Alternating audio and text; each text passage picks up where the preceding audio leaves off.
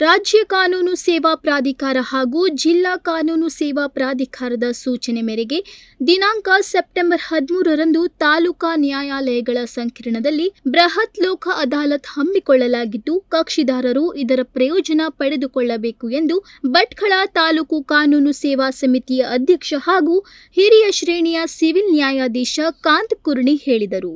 ದಿನಾಂಕ 13/9/2025ರಂದು ಮತ್ತೆ ನಮ್ಮ ಕರ್ನಾಟಕ ರಾಜ್ಯ ಕಾನೂನು ಸೇವಾ ಪ್ರಾಧಿಕಾರ ಆದೇಶದ ಮೇರೆಗೆ ಹಾಗೂ ನಮ್ಮ ಜಿಲ್ಲಾ ಕಾನೂನು ಸೇವಾ ಪ್ರಾಧಿಕಾರದ ಆದೇಶದ ಮೇರೆಗೆ ಇಡೀ ಜಿಲ್ಲಾದ್ಯಂತ ದಿನಾಂಕ 13/9/2025ರಂದು ಪುನಃ ಲೋಕ ಅದಾಲತನ್ನು ಆಯೋಜನೆ ಮಾಡಲು ನಿರ್ಧರಿಸಲಾಗಿದೆ. ನಾವು ನಮ್ಮ 3 ನ್ಯಾಯಾಲಯದಲ್ಲಿ ಈಗ ಒಟ್ಟು 1508 ಕೇಸುಗಳನ್ನು ರಾಜಿ ಆಗಬಹುದಂತ ಹೇಳಿ ನಾವು ಗುರುತಿಸಿದ್ದೀವಿ. ಆ ವಿಚಾರವಾಗಿ ನಾವು ಈಗಾಗಲೇ ವಕೀಲರ ಸಂಘಕ್ಕೆ ಹೋಗಿ ಸಹಕಾರವನ್ನು ಕೋರಿದ್ದೇವೆ. ವಕೀಲರ ಕಡೆಯಿಂದ ಸಾಕಷ್ಟು ನಮಗೆ ಸಹಕಾರ ಸಿಗ್ತಾ ಇದೆ. ನ್ಯಾಯಾಲಯದ ಆವರಣದಲ್ಲಿ ಮಾಧ್ಯಮದವರಿಗೆ ಮಾಹಿತಿ ನೀಡಿ ಮಾತನಾಡಿದರು.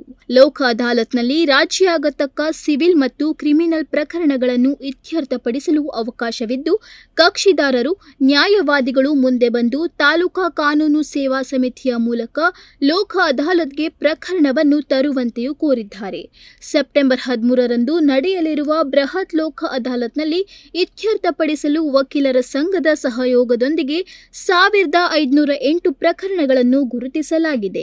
ಇನ್ನು ಹೆಚ್ಚಿನ ಪ್ರಕರಣಗಳು ಬರುವ ಸಾಧ್ಯತೆ ಇದ್ದು, ಕಕ್ಷಿದಾರರು ಕೂಡ ರಾಜಿಯಾಗತಕ್ಕ ಪ್ರಕರಣಗಳನ್ನು ತಮ್ಮ ವಕೀಲರ ಮೂಲಕ ಇಲ್ಲವೇ ನೇರವಾಗಿ ಕಾನೂನು ಸೇವಾ ಸಮಿತಿಯ ಮೂಲಕ ಲೋಕ ಅದಾಲತ್ನಲ್ಲಿ ತಂದು ರಾಜಿ ಮಾಡಿಕೊಳ್ಳಬಹುದು ಎಂದು ತಿಳಿಸಿದರು. ಕೇಸುಗಳಾಗಿರ್ಬೋದು, ಆಮೇಲೆ ಇಲ್ಲಿ ಸಣ್ಣ ಪುಟ್ಟ ಹೊಡೆದಾಟ ಅಂದರೆ ಕಂಪೌಂಡೇಬಲ್ ಕೇಸಸ್ ಅಂತಾರೆ, ಅವು ಅಂಥ ಕೇಸುಗಳನ್ನು ಮತ್ತು ಈ ಎಕ್ಸಿಕ್ಯೂಷನ್ಗಳು, ಅಮಲಜಾರಿ ಪ್ರಕರಣಗಳು, ವೈವಾಹಿಕ ಜೀವನ ಅಂದರೆ ಪತಿ ಪತ್ನಿ ಮೇಂಟೆನೆನ್ಸು, ವಿಚ್ಛೇದನ ಪ್ರಕರಣಗಳು ಅಂದರೆ ವಿಚ್ಛೇದನ ಅಂದರೆ ರೀಯೂನಿಯನ್ ಆಗೋದು ಅಂತ ಪ್ರಕರಣಗಳು ಇದ್ದರೆ ಅವುಗಳನ್ನು ಈ ದಿನಾಂಕ 13/9/2025 ನಡೆಯುವ ಲೋಕ ಅದಾಲತ್ಗೆ ಬಂದು ಅವುಗಳನ್ನು ರಾಜಿ ಮಾಡಿಕೊಂಡು ಈ ಲೋಕ ಅದಾಲತ್ ಉಪಯೋಗ ತೆಗೆದುಕೊಳ್ಬೇಕಂತ ಸಾರ್ವಜನಿಕರಲ್ಲಿ ಹಾಗೂ ಎಲ್ಲ ಕಕ್ಷಿದಾರರಿಗೆ ಮನವಿ ಮಾಡುತ್ತೇವೆ. ಪ್ರಸ್ತುತ ದಾಖಲಾಗಿರುವ ಪ್ರಕರಣಗಳಲ್ಲಿ ಪಕ್ಷಗಾರರಿಗೆ ಹೊರೆಯಾಗದಂತೆ 2 ಪಕ್ಷಗಾರರ ಒಪ್ಪಿಗೆಯ ಮೇರೆಗೆ ಪ್ರಕರಣಗಳನ್ನು ಇತ್ಯರ್ಥಪಡಿಸಲಾಗುವುದು. ಇಲ್ಲಿ ಪ್ರಕರಣ ಒಮ್ಮೆ ರಾಜಿಯಾಗಿ ಇತ್ಯರ್ಥವಾದರೆ ಅವುಗಳಿಗೆ ಅಪೀಲು ಕೂಡ ಇರುವುದಿಲ್ಲ ಮತ್ತು ನ್ಯಾಯಾಲಯಕ್ಕೆ ಕಟ್ಟಿದ ಕೋರ್ಟ್ ಫೀ ಕೂಡ ಪರತ್ ದೊರೆಯುವುದರಿಂದ ಕಕ್ಷಿದಾರರಿಗೆ ಹೊರೆಯಾಗುವುದಿಲ್ಲ ಎಂದರು. ರಾಜಿ ಸಂಧಾನದ ಮೂಲಕ ಪ್ರಕರಣ ಇತ್ಯರ್ಥವಾಗುವುದರಿಂದ ಪರಸ್ಪರ ಪಕ್ಷಗಾರರಲ್ಲಿನ ಸ್ನೇಹ ಉಳಿಯುವುದರಿಂದ ಸಮಾಜದಲ್ಲಿ ಉತ್ತಮ ವಾತಾವರಣ ಮೂಡುತ್ತದೆ. ಕರ್ನಾಟಕ ರಾಜ್ಯ ಕಾನೂನು ಸೇವಾ ಪ್ರಾಧಿಕಾರದವರ ಆದೇಶದ ಮೇರೆಗೆ ಈ ಮಧ್ಯಸ್ಥಿಗೆ 90 ದಿನ ರಾಷ್ಟ್ರೀಯ ಮಧ್ಯಸ್ಥಿಗೆ ಅಂತ ಹೇಳಿ ಒಂದು ಸ್ಪೆಷಲ್ ಕ್ಯಾಂಪೇನ್ ಮಾಡ್ತಾ ಇದ್ದೀವಿ. ಅದು ದಿನಾಂಕ 1 ಜುಲೈ 2025ರಿಂದ ಪ್ರಾರಂಭ ಆಗಿ 7 ಅಕ್ಟೋಬರ್ 2025ರವರೆಗೆ ಅದು ಚಾಲ್ತಿಯಲ್ಲಿದೆ. ಈಗಾಗಲೇ ನ್ಯಾಯಾಲಯದಲ್ಲಿ ಬಾಕಿ ಇರುವ ಕಕ್ಷಿದಾರರು ಈ ಮಿಡಿಯೇಷನ್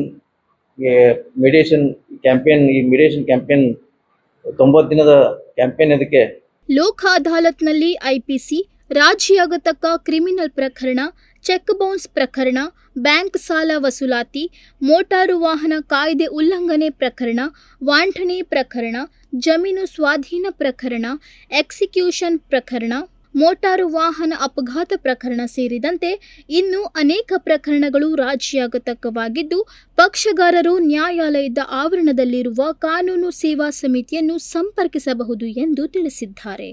ಮೆಡಿಷನ್ದು ಲಾಭ ಅಂತ ಈ ಮೂಲಕನೂ ಸಹ ನಾನು ಕೇಳ್ಕೊಳ್ತೀನಿ. ಈ ಮೆಡಿಯೇಷನ್ ಅಂದರೆ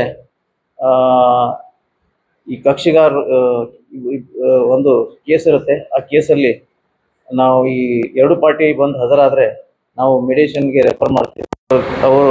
ಅವ್ರ ಬಳಿ ಕಳಿಸಿ ಅವರು ಸಂಧಾನ ಮಾಡ್ತಾರೆ. ಆ ಸಂಧಾನ ಮಾಡಿದರೆ ಅಲ್ಲಿ ಮ್ಯಾಟರ್ ಇಬ್ಬರು ಪಕ್ಷಗಾರರು ಸಂಧಾನ ಮಾಡಿ ಒಂದು ನಿರ್ಣಯಕ್ಕೆ ಬರ್ತಾರೆ. ಆ ನಿರ್ಣಯಕ್ಕೆ ಬಂದಂಥ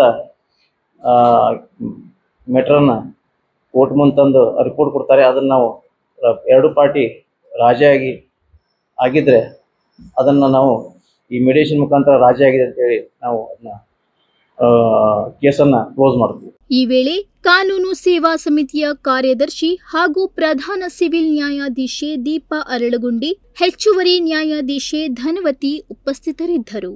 ಉದಯ್ ನಾಯ್ಕ್, ನುಡಿಸಿರಿ ನ್ಯೂಸ್, ಭಟ್ಕಳ.